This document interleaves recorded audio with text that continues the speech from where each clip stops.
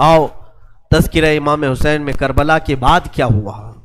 جب سارے شہید ہو گئے، ان کی لاشوں پر گھوڑے دوڑائے گئے، تو جو لوگ قریب آبادیوں کے لوگ تھے وہ آئے، ان لاشوں کو سمیٹا، کتنوں کو تو انہوں نے دفن کیا اور مولا حسین کو دفن کیا۔ اب بیویاں خیمے میں تھیں، قیدی بنائی گئیں۔ سیدہ زینب فاطمہ زہرا کی سگی بیٹی ہیں، حسین ابن علی کی سگی بہن ہیں، زوجات امام حسین ہیں، بی بی سکینہ ہیں۔ اس خیمے میں چند عورتیں رہ گئیں اور بیمار زین العابدین ہیں۔ یزیدی لشکر کی طرف سے لوگ آئے اور کہا کہ اپنے ہاتھ آگے بڑھاؤ۔ ہاتھ آگے بڑھائے گئے تو ان کو ہتھکڑیاں ڈال دی گئیں۔ رسول اللہ کے گھر والوں کو ہتھکڑیاں ڈال کر باہر نکالا گیا، خیمے اجاڑ دیے گئے۔ بعض روایات یہ بتاتی ہیں کہ خیموں میں آگ لگا دی گئی۔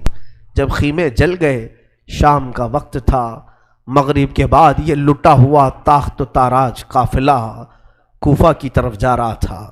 کربلا سے اب یہ کوفہ جا رہے تھے، لیکن ظالموں نے جتنے شہید ہوئے تھے ان کے سر سنبھال کر رکھے تھے۔ امام حسین ابن علی کا سر لے لیا، عباس علمبردار کا سر لے لیا، اور علی اکبر امام قاسم کے سر کاٹ کر لے لیے۔ سارے سروں کو انہوں نے، اس لیے کہ اس وقت ثبوت پیش کرنے کے لیے سر دکھانے پڑتے تھے کہ ہم نے ان کا قتل کیا ہے۔ اب سروں کو انہوں نے نیزوں میں ڈال دیا اور سروں کو لے کر نیزوں سے چلنے لگے۔ یہ سفر ان کا شروع ہوا، کوفہ کی طرف چلے۔ کیا ہے، ایک بڑی بات مجھے یاد آتی ہے۔ مولا حسین کی ایک کنیز تھی جس کا نام بی بی شیرین بتایا گیا ہے۔ وہ سیدہ فاطمہ زہرا رضی اللہ تعالیٰ عنہ کی بھی خدمت کر چکی ہیں۔ بی بی شیرین، اس کو حضرت امام حسین نے آزاد کر دیا تھا۔ وہ کہتی تھی کہ میں آزاد نہیں ہونا چاہتی ہوں۔ کہا تھا کہ تو بڑھاپے کو پہنچ چکی ہے، تجھے ہم نے آزاد کر دیا۔ اور اس کے بعد مولا حسین نے جب یہ مدینہ طیبہ میں تھے، بی بی شیرین کو کہا تھا کہ تو آزاد ہے، جا۔ بہت سارا مال دیا تھا اور جمع کر کے کہا تھا کہ تو چلی جا، اپنی بقیہ زندگی آرام سے گزار۔ تو کہتی ہے ایک شرط ہے میری، میں اس شرط پر جاؤں گی۔ امام حسین ابن علی نے پوچھا کہ ہم نے تجھے کسی چیز سے روکا نہیں، منع نہیں کیا، کیا چیز تو چاہتی ہے؟ بی بی شیرین نے کہا تھا کہ مولا حسین، بس چاہتی ہوں کہ میں گھر بنا لوں، گھر میں رہوں، ایک بار آپ اپنے قدم رکھ دینا، ہم غریبوں کے گھر پر ایک بار آپ تشریف لے آئیں، میری وہ معراج ہو جائے گی۔ امام حسین نے کہا بس اتنی سی بات، ہم تو غریبوں کے گھر روز جانا پسند کرتے ہیں، ہم روز جانا پسند کریں، جا ٹھیک ہے تیرے گھر ہم آئیں گے۔ اور بی بی شیرین نے کہا نہیں مولا، میری ایک درخواست یہ ہے کہ آپ اپنے خاندان کے ساتھ آئیں گے، اپنے شہزادوں شہزادیوں عورتوں کے ساتھ آئیں گے۔ مولا حسین نے ساری عورتوں سے کہا دیکھو بی بی شیرین کہتی ہے اس کے گھر دعوت ہے، ہم سب آئیں گے۔ اور اس کو بطور مسکراتے ہوئے آپ نے فرمایا بی بی شیرین، ایسا نہ ہو کہ ہم آئیں اور تو پہچان ہی نہ سکے، ایسا نہ ہو کہ تو پہچان ہی نہ سکے۔ قدموں میں گر گئی، کہا کہ میں آپ کے گھر کی کھائی ہوئی، میں آپ کی پروردہ، کبھی آپ کو نہ پہچانوں، ایسا کیسے ہو سکتا ہے؟ وہ خاتون گئی، کوفہ کے قریب ایک چھوٹی سی بستی میں گھر بنایا، بڑا اچھا سا گھر بنایا، اور اس کی بستی والے بھی اس کی بڑی عزت کرتے تھے کہ یہ فاطمہ کے گھر کام کی ہوئی عورت ہے، حسین ابن علی کے گھر کام کی ہوئی عورت ہے۔ وہ ہر گھر میں جاتی تھی، بستی والوں سے کہتی تھی لوگوں دیکھنا میں نے گھر بنایا اور پیغام بھیج دیا ہے، فاطمہ کے لاڈلے شہزادہ رسول امام حسین نے مجھے وعدہ کیا ہے ایک بار وہ میرے گھر تشریف لائیں گے۔ بستی والے کہتے تھے کیا تیری قسمت ہے کہ تیرے گھر مولا حسین آنے کی بات کر چکے ہیں، رسول اللہ کا شہزادہ تیرے گھر آئے گا۔ سب اس کی گاؤں میں بڑی عزت تھی، لوگ کہتے تھے کہ اس کی بات پر حسین آنے والے ہیں۔ ایک بار جیسے ہی بی بی شیرین کو خبر ہوئی کہ امام حسین مدینہ سے مکہ نکل چکے ہیں اور مکہ سے کوفہ آنے والے ہیں، جیسے ہی یہ خبر ملی تو اس نے پیغام بھجوایا اور پھر اپنے گھر کو رنگ و روغن کرنا شروع کر دیا اور کمرے سجائے کہ مولا حسین کا قافلہ آ رہا ہے اور کوفہ جانے والے ہیں اور میرے گھر پر ٹھہریں گے۔ جنگ کی کوئی خبر ہی نہیں تھی۔ گاؤں والوں کو جیسی اطلاع ہوئی، گاؤں کے سارے لوگ اس کے ساتھ مل گئے۔ پورے گاؤں میں سارے لوگ گھروں کی تیاریاں کر رہے تھے اور سب لوگ روز انتظار کرتے. بی بی شیریں پہاڑ کے ایک چوٹی پر صبح سے شام تک بیٹھتی, ہر آنے جانے والے قافلے والے کو دیکھتی, جو مکہ سے کوفہ کے لیے آ رہا ہے جا رہا ہے دیکھتی, انتظار کرتی. اس میں امام حسین اپنے گھر والوں کے ساتھ آنے والے نہیں آئے. کئی دن گزر گئے اور اسی زمانے میں ایک رات ایسی آئی کہ اس کے گھر ایک عورت آئی. کہا بی بی شیریں اٹھو جلدی. کہا کیا؟ کہ حاکم بصرہ ابن زیاد کا لشکر بہت بڑا لشکر ہے اور وہ لشکر باہر آیا ہوا ہے, تیرا بڑا گھر ہے, وہ چاہتے ہیں کہ آج کی رات تیرے گھر میں گزارے. کہا کون لوگ ہیں, کیوں آئے ہیں؟ کہا سنا ہے کہ ایک باغی نے بغاوت کی تھی اور اس کا سر کچل دیا گیا, اسے مار کر کے اس کا سر لایا گیا ہے اور اسی کو دمشق امیر المومنین یزید کے پاس لے جایا جا رہا ہے. بی بی شیریں نے کہا پتہ نہیں کون سا باغی تھا, کس نے بغاوت کی تھی, کس سے جنگ ہوئی تھی, خبر نہیں ہے. بہرحال اگر حاکم کا قافلہ گھر کے دروازے پر کھڑا ہے تو میں دروازہ کھول دیتی ہوں. دروازہ اس نے کھولا, بہت سارے رات کا وقت ہے, شہزادوں کے سر نیزوں پر لٹکے ہوئے ہیں. حسین ابن علی کا چہرہ دھول میں اٹا ہوا تھا, زلفیں چہرے پر آئی ہوئی تھیں, بیبیاں سب باندی بنا کر لائی گئی تھیں اور سب جکڑی ہوئی تھیں, چہرے ان کے بالوں سے ڈھاکے ہوئے تھے. اس خاتون نے دیکھا اور کہا ہائے ہائے افسوس, قیدی آئے ہیں میرے گھر. مولا حسین کہتے تھے قیدیوں کے ساتھ اچھا سلوک کیا جائے, قیدیوں کے ساتھ اچھا سلوک کیا جائے. اس نے اپنے گھر میں اندر داخل کیا, جو حاکم جو اس کے سپہ سالار تھے ان سب کو اندر بلایا, رات گزارنے کا مقام دیا, جگہ دیا, اور یہ بیویوں کو صحن کے باہر ہی چھوڑ دیا گیا, ان کو اندر نہیں لایا گیا. اور اس خاتون نے کہا ان قیدیوں کو بھی تو لاؤ, میرا گھر کافی بڑا ہے, میں اندر سلا لوں گی. اسے اب تک یہ خبر نہیں تھی یہ لٹا ہوا قافلہ ہے کس کا, آخر یہ لٹا ہوا قافلہ کس کا آیا ہے. رات کے وقت اس نے کھانا بنایا, سارے فوجیوں نے کھانا کھا لیا, تو بی بی سے کہا ان قیدیوں کو کھانا مت دینا, وہ کھانے کے مستحق نہیں ہے. اس نے چلا کر کے کہا دیکھو ہمارا دستور یہ ہے کہ میں فاطمہ کے گھر کام کر چکی ہوں, وہاں فاقے تو رکھتے تھے لوگ, گھر میں فاقہ تو ہوتا تھا, لیکن باہر آنے والے مہمان کو بھوکا نہیں رکھا جاتا, وہ چاہے قیدی ہوں باغی ہوں جس طرح کے ہوں, مجھ سے جو بن سکے گا میں کھلاؤں گی. اس نے کھانے بنائے اور اس کے بعد لے کر کے آئی, اور اس کے بعد کھانا جب سیدہ بی بی زینب کے پاس رکھا تو بی بی زینب نے اپنے دونوں ہاتھ دکھائے جو پیچھے بندھے ہوئے تھے. اس خاتون نے بی بی شیریں نے کھولا اور ان کے بالوں سے چہرہ ڈھکا ہوا تھا, اور اس نے کھانا پروسا کہ کھا لو بیویوں کھا لو. تو بی بی زینب نے پکار کر کے اپنے بھائی کا نام لیا, یا حسین ابن علی. تو بی بی شیریں چونک اٹھی, یہ نام تو کیوں لے رہی ہے, یہ نام تو میرے آقا کا ہے جس کی میں باندھی تھی, میں خدمت گزار تھی, یہ نام تو کیوں لے رہی ہے. بی بی زینب کہتی ہے بی بی شیریں کیا ہم نے تجھے پہچان لیا, بابا نہیں کہتے تھے کسی دن ہم گھر پر آئیں اور تو پہچان ہی نہ سکے. یہ جو اونچے نیزے پر سر دکھ رہا ہے یہ تیرے آقا مولا حسین کا سر ہے, اور یہ علی اکبر کا سر ہے, یہ قاسم کا سر ہے. بی بی زینب پکارتی گئی, بی بی شیریں نے دیکھا اور پکار کر کے کہا مولا کیسی مہمان نوازی کا وقت تم نے دیا, کیا اس طرح بھی کوئی مہمان بنتا ہے کسی کے گھر. اور یہ کہتی ہوئی غش کھا کر گر پڑی, اس پر پانی ڈالا جاتا, وہ اٹھتی پھر غش کھا جاتی, بے ہوش ہو جاتی. سچ کہا تھا مولا حسین نے, اے بی بی شیریں ہم تو وعدہ کیے ہیں آ کر رہیں گے, کہیں ایسا نہ ہو کہ تو پہچان ہی نہ سکے. سچ کہا تھا مولا حسین, آپ اس حالت میں میرے گھر آئے کہ میں پہچان نہ سکی, کیونکہ وہم و گمان میں بھی نہیں تھا کہ فاطمہ کے لاڈلے کا کٹا ہوا سر کبھی گھر آ سکتا. وہ غش کھا کر کے گر گئی. روایات میں ہے صبح جب اٹھا لوگوں نے, فوجیوں نے اٹھ کر کے دیکھا تو بی بی شیریں کا جسم ٹھنڈا پڑ چکا تھا, اس کی روح نکل چکی تھی. غم حسین میں لوگوں کی جانیں چلی گئی. یہاں آج دو آنسو ہمارے نکلتے ہیں تو لوگ ہمیں بولتے ہیں غم حسین میں لوگوں کی روح نکل گئی. جو اصلی محبت کرنے والے تھے وہ دنیا سے ہی رخصت ہو گئے. مولا حسین کی محبت کرنے والی بی بی شیریں دنیا میں نہیں رہی. کہا آخری جملے اس کے یہ تھے، گھر بڑی آن شان سے اس لیے بنایا تھا کہ ایک بار مولا قدم رکھیں گے.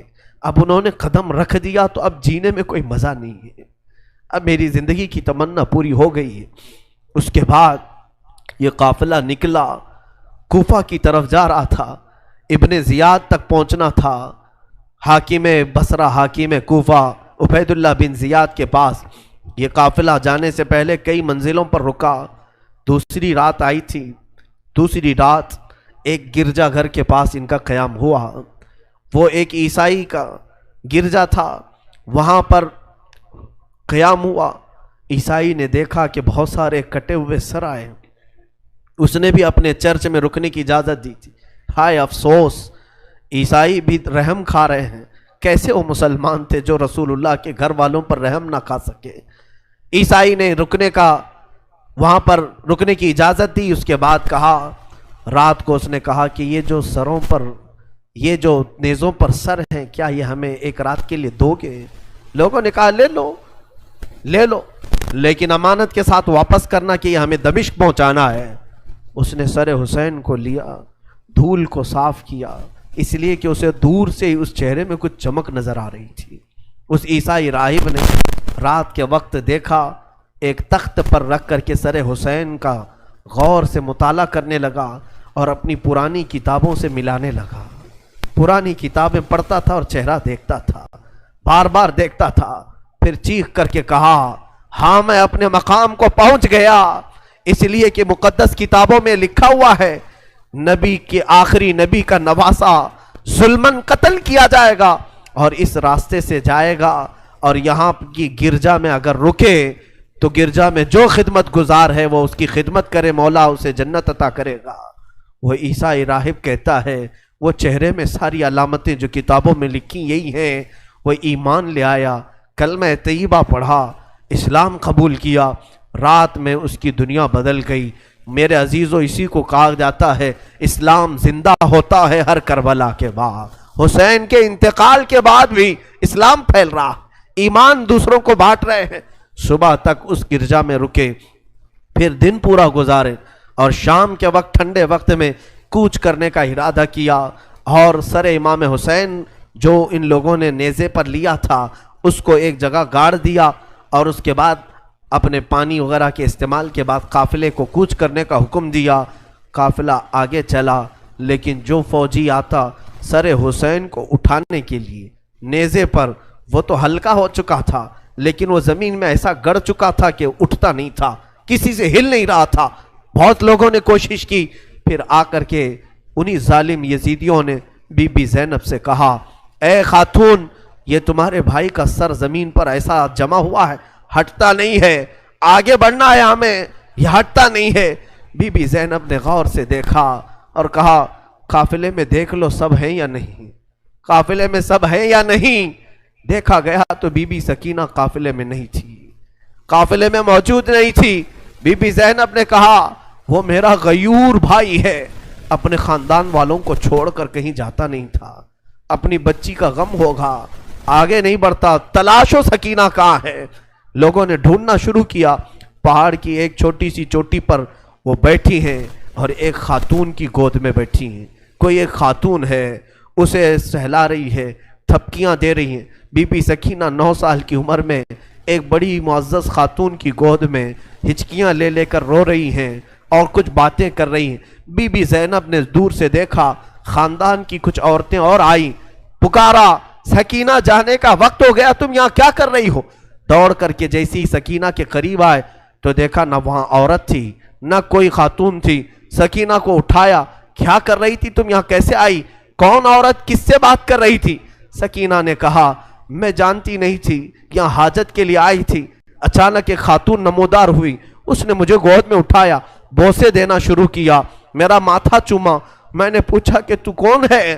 تو اس نے کہا، اے بچی تو نہیں جانتی، میں تیری دادی فاطمۃ الزہرا ہوں، میں فاطمۃ الزہرا ہوں، رسول اللہ کی شہزادی ہوں. میں اپنی دادی کے گود میں سو گئی، بڑا نرم گود تھا، بڑی ان کی नाजुक हाथ थे और वो मुझे सहला रही थी और मुझसे पूछ रही थी कि कैसे करबला में क्या क्या हुआ सुना बच्ची।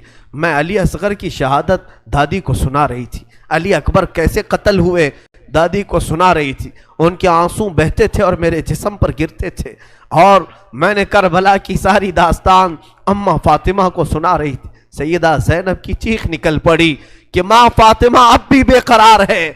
इसलिए कि हज़रत इमाम मुस्लिम फरमाते हैं, एक बड़े बुजुर्ग हैं, ताबई हैं, कहते हैं मैंने ख्वाब में देखा एक बूढ़ी खातून को करबला का ये मंजर जो था 10वीं मुहर्रम को हुआ, 9 मुहर्रम को ख्वाब देखें या आशूरा की रात को उन्होंने ख्वाब देखा।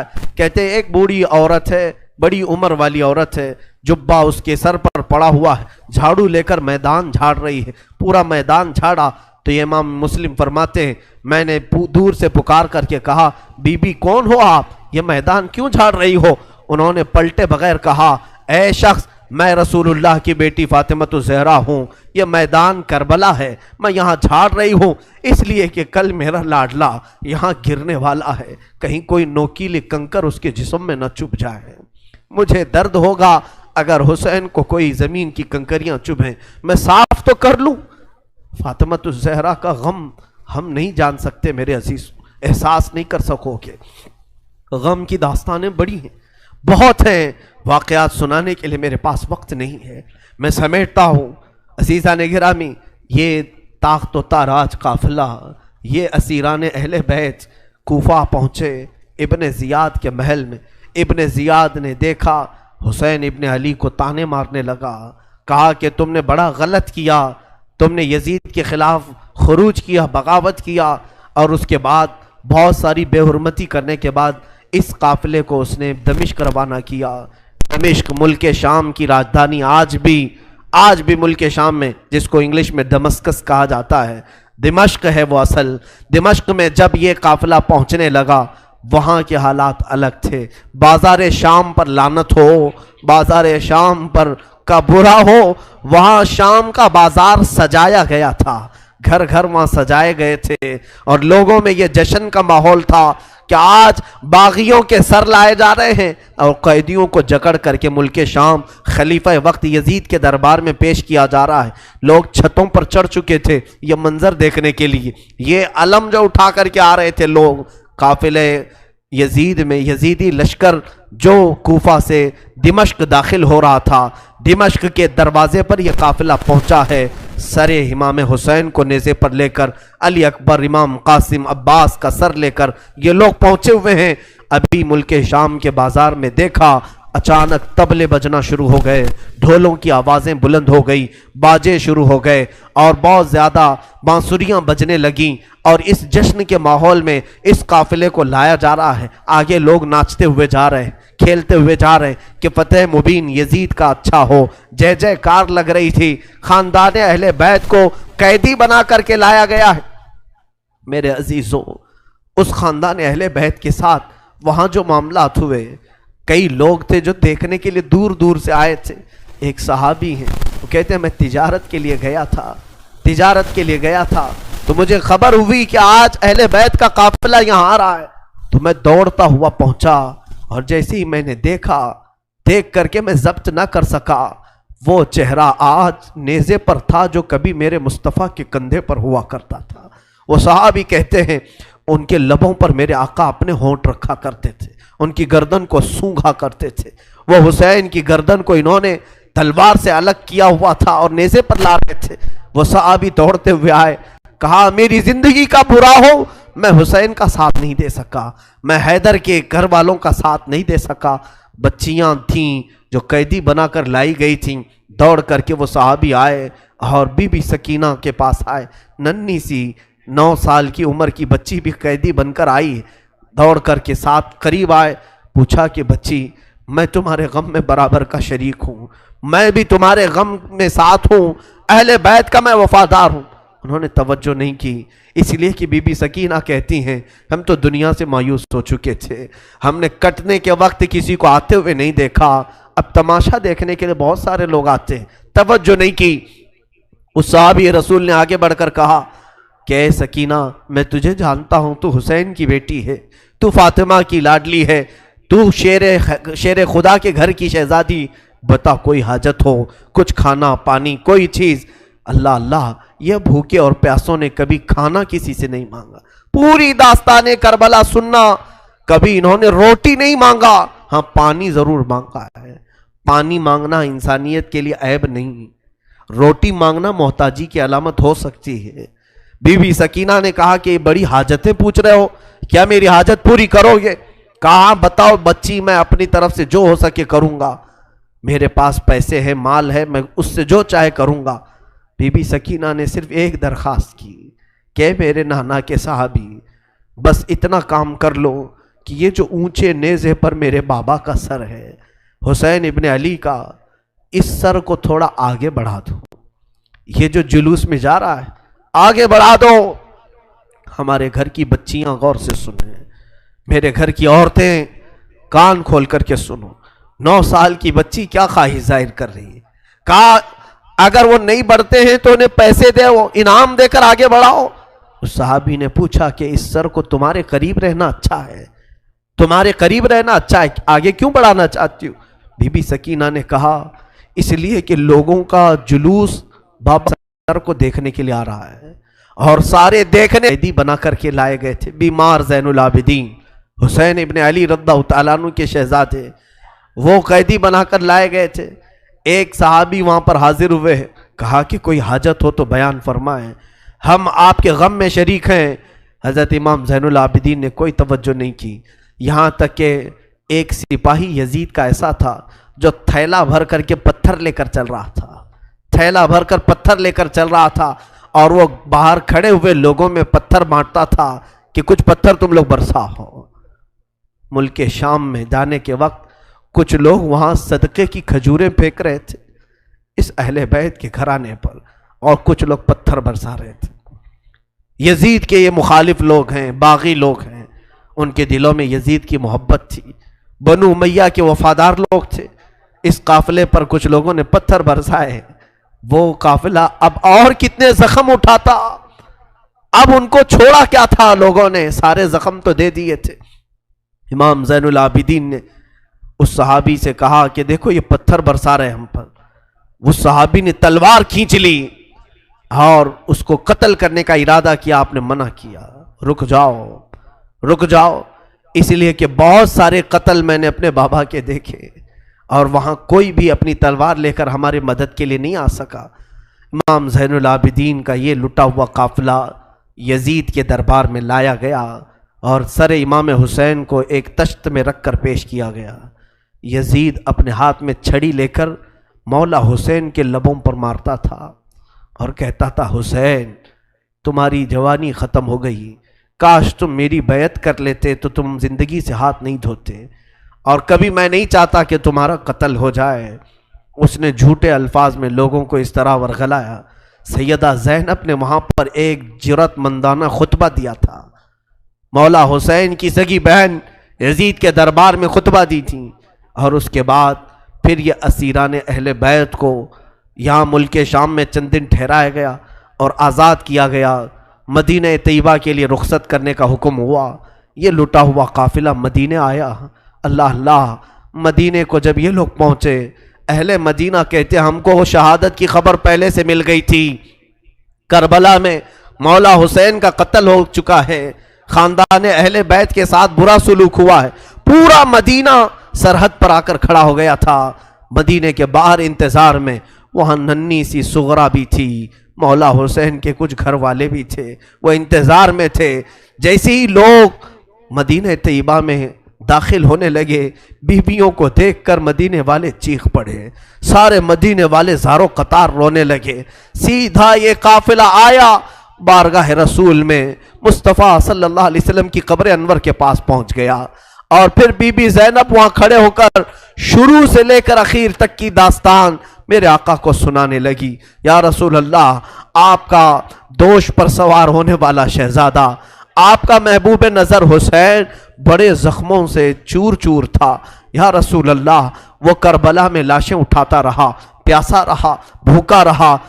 مدینے کے لوگ کہتے ہیں پورا مدینہ صرف زندگی میں 2 مرتبہ سب سے زیادہ رویا ہے ایک اس وقت جب میرے آقا کی وفات ہوئی تھی، جب میرے آقا کی وفات ہوئی تھی، دوسرا اس وقت جب اہل بیت کا قافلہ مدینے میں لٹ کر داخل ہوا تھا، سارے غموں سے نڈھال تھے، ہر کوئی پریشان حال تھا۔ بی بی سغرا ننی سی تھی، 6 سال کی تھی، بار بار لپٹ کر کے بی بی زینب سے کہتی ہیں وہ ننھا بچہ کہاں ہے علی اصغر جس کے ساتھ میں کھیلتی تھی، وہ کہاں ہے، فلاں کہاں ہے۔ بچی کے دماغ میں جتنے یاد تھے سب کو پوچھا کرتی تھی۔ بی بی زینب کہتی ہیں ہر ایک کے جواب میں جب میں کہتی تھی وہ بھی انتقال کر گئے، وہ بھی انتقال کر گئے۔ بی بی سغرا پوچھتی تھی کیا کربلا میں موت سستے میں ملتی ہے؟ جہاں آپ لوگ گئے تھے موت بہت سستی ہے، اتنوں کو کیسے آپ نے موت کے گھاٹ اتار دیا؟ بی بی زینب کے پاس کوئی الفاظ نہیں تھے۔ امام زین العابدین کا زندگی بھر یہ حال تھا۔ اللہ اکبر، زین العابدین وہ تنہا شہزادے ہیں میرے مولا حسین کے جو پھر 95 ہجری تک باحیات رہے۔ امام حسین کی شہادت ہونے کے بعد 61 ہجری میں جو شہادت ہوئی اس کے بعد سے سن 95 ہجری تک آپ باحیات رہے، لیکن روتے روتے آنکھوں کا پانی سوکھ گیا تھا۔ لوگ کہتے ہیں امام زین العابدین کو ہم لوگ دیکھتے تھے، کبھی وہ روتے تھے تو دونوں آنکھوں سے خون نکل آتا تھا۔ لوگ پوچھتے کہ مولا زین العابدین سجاد آپ اتنا کیوں روتے ہیں؟ کہتے ہیں کیا تم میری ہنسی کی تمنا رکھتے ہو؟ جس کے سامنے اس کے بھائیوں کو، اس کے گھر والوں کو، اس کے باپ کو کاٹا گیا ہے، اس کے گھر والوں کو کاٹا گیا ہے۔ امام زین العابدین کا حال یہ تھا کہ امام زین العابدین شہر میں جا رہے تھے اور قصاب گوشت بیچنے والا دکان میں بیٹھا ہے، گوشت بیچ رہا ہے۔ جیسے ہی وہ قریب آنے لگے اس نے جلدی سے گوشت کے اوپر چادر ڈال دی، گوشت چھپا دیا۔ لوگ جو گوشت خریدنے والے کھڑے تھے انہوں نے پوچھا کہ اے بندے تو کیوں گوشت چھپا رہا ہے؟ کہا زین العابدین آ رہے ہیں، وہ ابھی یہاں کھڑے ہوں گے اور گوشت دیکھ کر کے رونا شروع کر دیتے ہیں، گوشت دیکھ کر کے رونا شروع کرتے۔ کہا ایسا کیوں کرتے ہیں؟ کہتے ہیں جب بھی وہ میری دکان کے پاس یہ کچا گوشت دیکھتے ہیں تو کہتے ہیں کہ میرے بھائیوں کا گوشت ایسے ہی کٹا گیا تھا اور ادھیڑا گیا تھا۔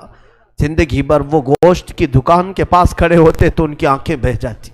اور اس کے بعد ایک روایت یہ بھی ملتی ہے کہ قربانی کے دن تھے، مولا زین العابدین ایک جگہ سے گزر رہے ہیں، ایک قصائی بکرے کو لٹایا ہے اور جلدی سے اس پر چھری چلائی جا رہی تھی۔ امام زین العابدین دور سے کھڑے ہو گئے، کہا اے قصائی تو نے بکرے کو لٹایا، پانی پلایا کہ نہیں پلایا؟ وہ کھڑا ہوا، کہا اے امام زین العابدین ہم مسلمان ہیں، جانوروں کو کاٹتے ہیں تو پہلے پانی پلا کے کاٹتے ہیں۔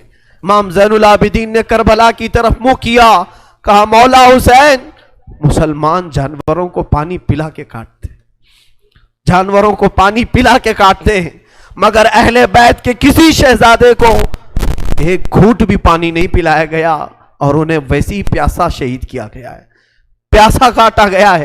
امام زین العابدین کی پوری زندگی ایک ایک چیز کو دیکھتے تو رونے لگ جاتے تھے کہ کربلا میں یہ چیز نہیں تھی، یہ چیز نہیں تھی۔ ایک وقت ایسا بھی آیا، کوفہ کا گورنر ابن زیاد، یہ اب اس کے برے دن شروع ہو چکے تھے۔ میں پھر دوسری تقریر میں عرض کروں گا، ظہر کی اذان انشاءاللہ تقریر کے بعد ہوگی۔ آج سارا مجمع یہاں پر ہے اور انشاءاللہ بغیر نماز پڑھے ہم تو یہاں سے جائیں گے نہیں، اور اذان لوگوں کو جمع کرنے کے لیے ہوتی ہے، جو آلریڈی جمع ہے پھر انہیں کیا جمع کیا جائے۔ اذان تو ہم دیں گے انشاءاللہ، صبر کریں۔ یہ وقت شہادت کا ہے، یہ وقت کربلا کی یاد کا ہے۔ مولا حسین کے یہ شہزادے امام زین العابدین رضی اللہ تعالیٰ، زندگی بھر آپ کے حالات یہ تھے کہ کبھی کچا گوشت دیکھیں تو رو پڑے، کسی جانور کو ذبح ہوتے دیکھیں تو رو پڑے۔ ایک بار امیر کوفہ ابن زیاد، اب امیر مختار نام کا ایک شخص جو بدلہ لینے کے لیے بعد میں اٹھ کھڑا ہوا، بعد میں کوفہ میں ایک ایسا شخص ظاہر ہوا جس کا نام مختار ثقفی تھا۔ اس نے اعلان کیا کہ میں قاتلان حسین کا بدلہ لوں گا، اور اس نے اٹھ کر کے کچھ اہل بیت سے محبت کرنے والوں کو اپنے قافلے میں جمع کیا، اور یہ قافلہ بڑھتا گیا یہاں تک کہ خون حسین کا بدلہ لینے کے لیے یزید کی موت کے بعد اس نے ہر ایک کو تلاشنا شروع کیا۔ شمر کو ڈھونڈا، اس کو قتل کیا، اور اس کے بعد عمرو بن سعد کو ڈھونڈا، اسے قتل کیا۔ عبید اللہ بن زیاد جو کوفہ کا حاکم تھا، جو جڑ تھا اس فساد کا، اسے ڈھونڈا، اور اس کے بعد 22,000 کا جو لشکر تھا اس میں سے کسی ایک کو بھی اس نے زندہ نہیں چھوڑا، ایک کو بھی نہیں. جتنے وہاں شریک تھے سب کو قتل کیا، سب کو قتل کیا. اور 22,000 کو قتل کرنے کے بعد مختار ثقفی نے یہ اعلان کیا، ابھی میں نے حسین کی ایک انگلی کا بھی بدلہ نہیں لیا، میں حسین ابن علی کی ایک انگلی کا بھی بدلہ نہیں لیا. یزید خائب و خاسر ہو کر مر گیا. اور یزید کی سب سے بڑی ذلت تو یہ ہے، یزید کے بعد اس کا بیٹا معاویہ تخت پر بیٹھا. پہلے دن خلیفہ بنا کر اسے بٹھایا گیا، اس کے بعد 6 مہینے تک وہ گھر سے باہر ہی نہیں آیا. 6 مہینے کے بعد سیدھے لاش باہر آئی بیٹے کی. وہ 6 مہینے کبھی تخت پر نہیں بیٹھا یزید کے. لوگ کہتے تھے کہ معاویہ آپ یزید کے جانشین ہیں، وہ نیک شہزادہ تھا. دیکھیں اللہ کی مصلحت کیسی، صحابی کے پیٹ میں یزید پیدا ہوا، یزید کے پیٹ میں معاویہ، پھر اچھا شہزادہ پیدا ہوا، نیک تھا. اس نے کہا، لوگ جب کہتے تخت پر بیٹھ جائیے تو اس نے اس تخت کی طرف دیکھ کر کے تھوک دیا اور کہا اس تخت پر بیٹھوں جس پر شہزادہ رسول کا خون لگا ہوا ہے، اس تخت پر بیٹھوں جو تخت حسین ابن علی کے گھر والوں سے رنگا ہوا ہے. کبھی اس تخت پر نہیں بیٹھا. اس کی یزید کی سب سے بڑی ذلت تو اسی پہ ہے کہ اس کا خود کا بیٹا اس کے تخت پر تھوک دیا، نہیں بیٹھ سکا. لیکن حسین کا چرچا آج بھی ہے، حسین کے شہزادے گلی کوچوں میں ہر جگہ ہے. سادات کی خوشبو تم محسوس کرو گے آج بھی. حسین ابن علی کے یہ صاحبزادے زین العابدین جہاں پر رہ رہے تھے خیمے میں، تو ایک مرتبہ ایسا ہوا کہ ابن زیاد جان بچاتا ہوا بھاگتا ہوا نکل آیا، کیونکہ مختار ثقفی اس کے پیچھے لگ گیا تھا، اپنے سواریوں کو دوڑا دیا تھا اس کے پیچھے کہ عبید اللہ بن زیاد جہاں بھی ملے اسے پکڑ کر کے لاؤ، اسے پکڑ کر کے لاؤ. تو سب اس کے پیچھے لگ گئے. مختار ثقفی کے ڈر سے عبید اللہ بن زیاد جان بچاتا ہوا بھاگتا ہوا ایک خیمے میں آیا. وہ خیمہ کسی اور کا نہیں، امام زین العابدین کا تھا. وہاں پر پہنچ گیا. آپ قرآن پاک کی تلاوت میں مصروف تھے. مختار ثقفی کے ڈر سے آنے والا یہ عبید اللہ بن زیاد ہانپ رہا تھا، کانپ رہا تھا.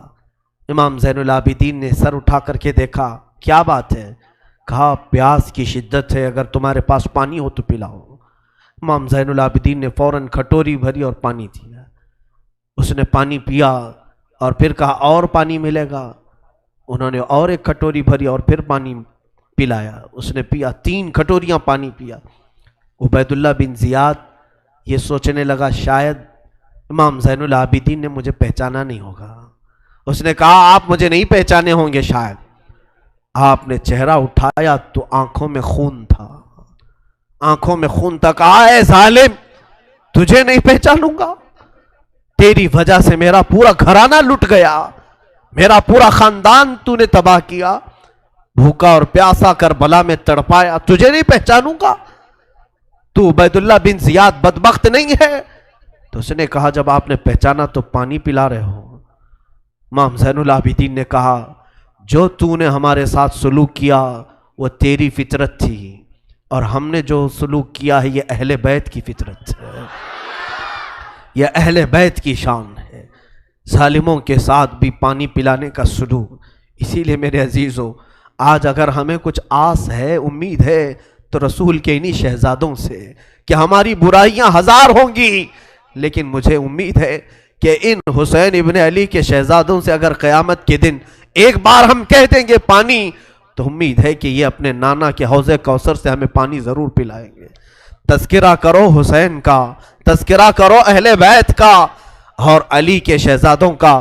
یقیناً حوض کوثر پر انہی کا قبضہ ہے. میرے آقا صلی اللہ تعالیٰ علیہ وسلم اپنے ہاتھ سے جسے چاہیں گے پانی پلائیں گے. ان کے گھر والوں کو ستا کر کے تم پانی قیامت کے دن کس منہ ہوگے، پیاس بجھاؤ گے؟ امام زین العابدین نے اس وقت بھی پانی پلایا. میرے عزیزوں، اس کے بعد ایسا نہیں کہ اسلام ختم ہو گیا. امیہ کی خلافت چلتی رہی. یزید کے بعد اس کا بیٹا معاویہ کے انتقال کے بعد پھر مروان حاکم بنا. مروان کی حکومت چلی. پھر اس کے بیٹے آئے تقریباً 90 ہجری تک، اور اس کے بعد 105 ہجری تک اسی امیہ خاندان نے خلافت کی باغڈور سنبھالی. اس کے بعد عباسی خلافت کا دور شروع ہوا، جو بنو عباس کہلائے وہ اہل بیت سے محبت کرنے والے تھے. اتنے زمانے تک بھی اہل بیت کے ساتھ برا سلوک ہوتا رہا. امیہ کے پورے جتنے خلفاء آئے انہوں نے اہل بیت کے ساتھ کوئی اچھا سلوک نہیں کیا. امام باقر کے ساتھ، امام جعفر صادق کے ساتھ، امام موسیٰ کاظم کو 12 سال تک قید میں رکھا گیا تھا، ان کو زہر پلایا گیا تھا، کوڑے مارے گئے تھے. یہ اماموں کے ساتھ برا سلوک تقریباً 100 سال تک چلتا رہا. اور ایسا نہیں، رسول کا گھرانہ آج بھی لٹانے پر قربان ہے. آج بھی اگر کوئی بات آ جائے تو دیکھنا رسول اللہ کی جو اصلی آل ہوں گے، اصلی اولاد ہوں گے، وہ قیادت کے لیے آگے بڑھیں گے اور اپنا سر بھی پیش کریں گے.